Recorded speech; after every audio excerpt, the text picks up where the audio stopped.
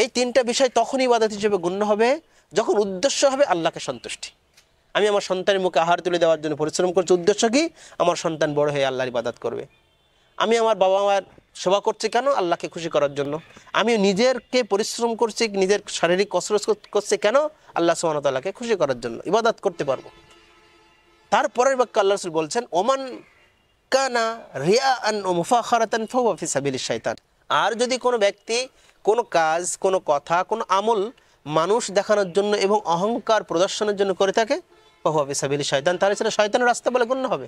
আসসালামু আলাইকুম ওয়া রাহমাতুল্লাহি ওয়া বারাকাতুহু। ইন্নাল হামদালিল্লাহি ওয়াহদা ওয়াসসালাতু ওয়াসসালামু আলা মান লা নাবিয়্যা বা'দা, আম্মা বা'দ। আউযু বিল্লাহি মিনাশ শাইতানির রাজীম। ওয়ামা খালাকতুল জিন্না ওয়াল ইনসা ইল্লা লিয়াবুদুন। দূরের ও কাছের সকল দর্শক শ্রোতা মণ্ডলীকে জানাই আন্তরিক ধন্যবাদ ও মোবারকবাদ। সম্মানিত দিনী ভাই বোনেরা, আল্লাহ সুবহানাহু ওয়া তাআলা পৃথিবীতে মানুষ সৃষ্টি করেছেন একটা মহান লক্ষ্য এবং উদ্দেশ্যকে সামনে রেখে। সেই লক্ষ্য উদ্দেশ্যকে, যে লক্ষ্য এবং উদ্দেশ্যকে নিয়ে তিনি আমাদেরকে সৃষ্টি করেছেন, তার পরিচয়, তার বিবরণ দিতে গিয়ে আল্লাহ সুবহানাহু ওয়া তাআলা বলেন, ওমা খালাকতুল জিন্না ওয়াল ইনসা ইল্লা লিয়াবুদুন। সূরা যারিয়াত 56 নম্বর আয়াত। সম্মানিত সুধী মণ্ডলী, এখানে আল্লাহ সুবহানাহু ওয়া তাআলা বলছেন যে আমি মানুষ ও জিন জাতিকে সৃষ্টি করেছি একমাত্র আমার ইবাদতের জন্য।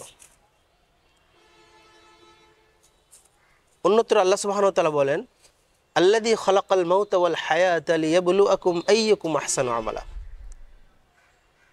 তিনি সেই সত্তা যিনি মানুষের জন্ম, মানুষের মৃত্যু এবং জন্মকে সৃষ্টি করেছেন এটা পরীক্ষা করার জন্য যে আইয়ুকুম আহসানু আমালা, কে তোমাদের মধ্যে সর্বোত্তম আমল করে। সূরা মুলক 2 নম্বর আয়াত। এই দুটো আয়াত থেকে আমরা বুঝতে পারি যে পৃথিবীতে মানুষকে আল্লাহ এমনিতেই সৃষ্টি করেননি, একটি মহান লক্ষ্যকে সামনে রেখে, আর সেটা হলো তার ইবাদত। তার ইবাদতের জন্য সৃষ্টি করা হয়েছে। সম্মানিত দর্শক ও শ্রোতা মণ্ডলী, এখন আমাদের ভ্রান্তি হলো, আমাদের জানার ঘাটতি হলো, আমরা সালাত, সিয়াম, হজ, যাকাত এগুলোকেই শুধু ইবাদত বলে মনে করি। আমরা মনে করি কোরআন তেলাওয়াত করা ইবাদত নয়, আমরা মনে করি জিকির আজকার করা ইবাদত নয়, আমরা মনে করি মানুষের সাথে হাসিমুখে কথা বলা ইবাদত নয়। অথচ সালাত, সিয়াম, হজ, যাকাতের পাশাপাশি ইবাদতের পরিচয় সম্পর্কে আমাদের জ্ঞানের ঘাটতি আছে। শেখুল ইসলাম ইমাম ইবনে তাইমিয়া রাহিমাহুল্লাহ বলছেন, ইবাদত হলো হিয়া কুল্লু মা ইউহিব্বুহু ওয়া ইয়ারদাহু মিনাল আ'মালি ওয়াল আকওয়াল আয-যাহিরা আল বাতিনা। তিনি বলছেন, প্রত্যেক ওই সকল কথা ও কাজ যা প্রকাশ্যে করা হয়, অপ্রকাশ্যে করা হয়, যা আল্লাহ সুবহানাহু ওয়া তাআলা সন্তুষ্টি হন এবং তিনি তার ভালোবাসা অর্জন করা সম্ভব হয়, এমন প্রত্যেক কাজ এবং কথা প্রকাশ্য হোক অপ্রকাশ্য হোক, যার মাধ্যমে আল্লাহ সুবহানাহু ওয়া তাআলার সন্তুষ্টি এবং ভালোবাসা অর্জন করা হয়, সেটাই হলো ইবাদত, সেটাই হলো ইবাদত। সুতরাং ইবাদত মানে আমি যদি আল্লাহ সুবহানাহু ওয়া তাআলার খুশি করার জন্য কোনো কথা বলি, আল্লাহ সুবহানাহু ওয়া তাআলার খুশি করার জন্য কাউকে পথ দেখিয়ে দেয়, আল্লাহ সুবহানাহু ওয়া তাআলাকে সন্তুষ্টির জন্য যদি 2 টাকা দান করি, রাস্তা থেকে কষ্টদায়ক বস্তু দূর করে ফেলে দেয়, যদি কাউকে কোনো কিছু সাদাকা করি, ফকিরকে 2 টাকা দান করি, তাহলে এগুলো ইবাদত। ইবাদতের আরও একটি সুন্দর পরিচয় দিতে গিয়ে আল্লাহ সুবহানাহু ওয়া তাআলার প্রিয় হাবিব রাসূলুল্লাহ সাল্লাল্লাহু আলাইহি ওয়াসাল্লাম চমৎকার একটা হাদিস বর্ণনা করেছেন।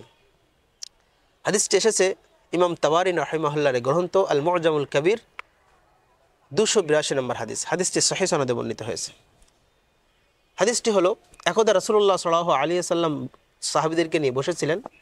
সেখানে তাদের পাশ দিয়ে একজন ব্যক্তি যাচ্ছিলেন, খুব পরিশ্রম, খুব শ্রান্ত, পরিশ্রান্ত এবং অনেক ভারী বোঝা বহন করে তিনি যাচ্ছিলেন। তো সাহাবীদের ভিতরে একজন বললেন যে, লাউ কানা হাযা ফি সাবিলিল্লাহ, যদি এই পরিশ্রমটা, যদি এই কষ্টটা যদি আল্লাহর রাস্তায় হতো তাহলে কতই না ভালো হতো। তার এই কথা শুনে রাসূলুল্লাহ সাল্লাল্লাহু আলাইহি ওয়াসাল্লাম বললেন, শোনো, লাউ কানা ইয়াসআ ওয়ালাদাইনি, লাউ কানা ইয়াসআ ওয়ালাদাইনি সগীর, ওয়ালাদুন সগীরুন ফাহুয়া ফি সাবিলিল্লাহ। যদি কোনো লাউ কানা খরাজা ইয়াসআ আলা ওয়ালাদিহি সিগারান ফাহুয়া ফি সাবিলিল্লাহ, যদি কোনো ব্যক্তি তার ছোট ছোট সন্তান সন্ততির মুখে আহার তুলে দেওয়ার জন্য, তার ছেলে তার মেয়ের মুখে আহার তুলে দেওয়ার জন্য পরিশ্রম করে, কষ্ট স্বীকার করে, কাজ করে, তাহলে ফাহুয়া ফি সাবিলিল্লাহ, সেটাও ইবাদত, সেটাও আল্লাহ রাস্তা বলে গণ্য হবে। সম্মানিত সুধীমণ্ডলী, মনোযোগী হন। আল্লাহ রাসূল সাল্লাল্লাহু আলাইহি ওয়াসাল্লাম বলছেন, যদি কোনো ব্যক্তি তার ছোট ছোট বাচ্চার মুখে আহার তুলে দেওয়ার জন্য, ছোট ছোট বাচ্চার জীবিকা নির্বাহের জন্য, ছোট ছোট বাচ্চার পোশাক আশাকের জন্য যদি পরিশ্রম করে, কাজ করে, সেটাও ইবাদত, সেটাও আল্লাহ রাস্তায় কাজ করা বলে গণ্য হবে। তার পরের বাক্য আল্লাহ রাসূল সাল্লাল্লাহু আলাইহি ওয়াসাল্লাম বলছেন, ওমান কানা ইয়াসআ আলা ওয়ালাদাইনে শাইখাইনে আবুয়াইনে শাইখাইনে কাবীরাইনে, আর যদি কোনো ব্যক্তি তার বৃদ্ধ পিতা মাতা উভয়ের জন্য পরিশ্রম করে, ফাহুয়া ফি সাবিলিল্লাহ, সেটাও আল্লাহর রাস্তা। অর্থাৎ কোনো ব্যক্তি যদি তার অসুস্থ মা অসুস্থ বাবার জন্য রাস্তায় বাজারে ওষুধ কিনতে যায়, এই ওষুধ কিনতে যাওয়াটাও তার জন্য ইবাদত হবে। তার বাবা মায়ের একটা পোশাক পরিষ্কার করে দেওয়াটাও ইবাদত হবে। তার ওই বৃদ্ধ বাবা পিতা মাতার ভাত এগিয়ে দেওয়াটাও ইবাদত হিসেবে গণ্য হবে। তারপরের বাক্যে আল্লাহ রাসূল সাল্লাল্লাহু আলাইহি ওয়াসাল্লাম বলছেন, ওমান কানা ইয়াসআ আলা নাফসিহি, এমনকি কোনো ব্যক্তি যদি নিজের প্রয়োজনে কোনো কাজ করে, নিজের জন্য পরিশ্রম করে, ব্যায়াম করে, শারীরিক কসরত করে, নিজের শরীর সুস্থ রাখার জন্য সুন্দর রাখে, তাহলে ফাহুয়া ফি সাবিলিল্লাহ, সেটাও আল্লাহর রাস্তা। উল্লেখ্য, এই তিনটা বিষয় বলার অর্থ হলো, এই তিনটা বিষয় তখনই ইবাদত হিসেবে গণ্য হবে যখন উদ্দেশ্য হবে আল্লাহকে সন্তুষ্টি। আমি আমার সন্তানের মুখে আহার তুলে দেওয়ার জন্য পরিশ্রম করছি, উদ্দেশ্য কি? আমার সন্তান বড় হয়ে আল্লাহর ইবাদত করবে। আমি আমার বাবা মার সেবা করছি কেন? আল্লাহকে খুশি করার জন্য। আমি নিজেরকে পরিশ্রম করছি, নিজের শারীরিক কসরত করছি কেন? আল্লাহ সুবহানাহু ওয়া তাআলাকে খুশি করার জন্য, ইবাদত করতে পারবো। তারপরের বাক্য আল্লাহ রাসূল বলছেন, ওমান কানা রিয়াআন ওয়া মুফাখারাতান ফাহুয়া ফি সাবিলিশ শাইতান, আর যদি কোনো ব্যক্তি কোনো কাজ, কোনো কথা, কোনো আমল মানুষ দেখানোর জন্য এবং অহংকার প্রদর্শনের জন্য করে থাকে, ফাহুয়া ফি সাবিলিশ শাইতান, তাহলে সেটা শয়তানের রাস্তা বলে গণ্য হবে।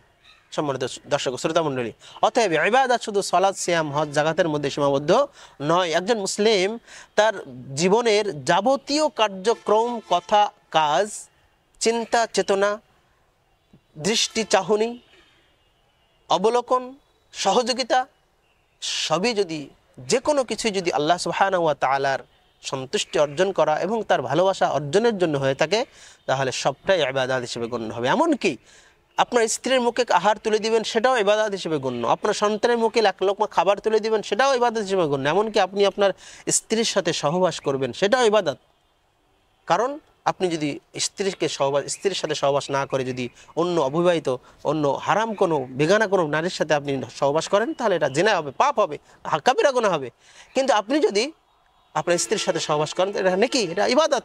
অতএব হে মুসলিম ভ্রাতৃমণ্ডলী, আসুন আমরা যে কোনো কাজ করি না কেন, শুধুমাত্র উদ্দেশ্য করব আল্লাহ সুবহানাহু ওয়া তাআলা সন্তুষ্টি এবং তার ভালোবাসা অর্জন। তাহলেই ওই কাজটা আল্লাহ সুবহানাহু ওয়া তাআলা বরকত নাযিল করবেন, সহজ করে দিবেন এবং আমাদের ইহকালীন কল্যাণ এবং পরকালীন মুক্তির ওসিলা হিসেবে কবুল করবেন। আল্লাহ রাব্বুল আলামিন আমাদের সকলকে ইবাদতের স্বরূপ উদ্ঘাটন করে সেটাকে তার মর্ম বুঝে নিয়মিত পালন করার তৌফিক দান করুন। আল্লাহুম্মা আমিন। সকলকে ধন্যবাদ জানিয়ে আমাদের আলোচনা এখানে সমাপ্ত করছি। আকুলি কওলি হাযা আস্তাগফিরুল্লাহ লি ওয়া লাকুম ওয়া লিসাইরিল মুসলিমিন। ওয়াসসালামু আলাইকুম ওয়া রাহমাতুল্লাহি ওয়া বারাকাতুহু।